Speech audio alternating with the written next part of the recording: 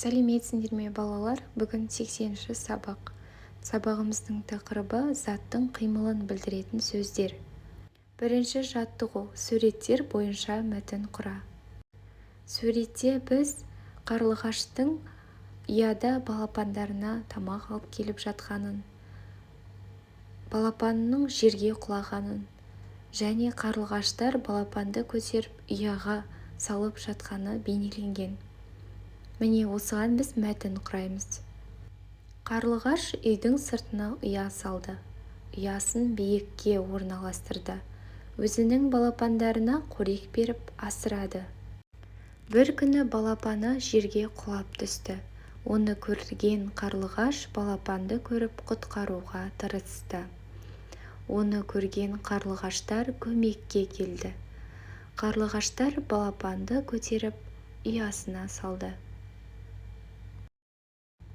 Екінші жаттығу. 109-шы беттегі суреттердің ретімен жоспар құрып айт. Жоспар. Бірінші, қарлығаштың ұя салуы. Екінші, ұядан құлаған балапан. Үшінші, балапанның ұясына аман оралуы. Міне осындай жоспар құруға болады. Үшінші жаттығу. Сөйлемдерді тиісті тыныс белгісін қойып, көшіріп жаз. Қарлығаш пайдалы құс.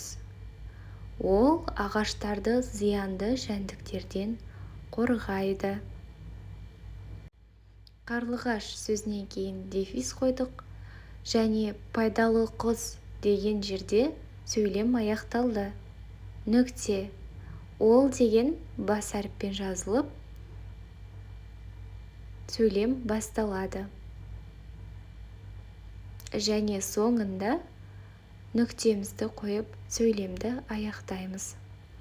Балалар, сабақ аяқталды. Сау болыңыздар.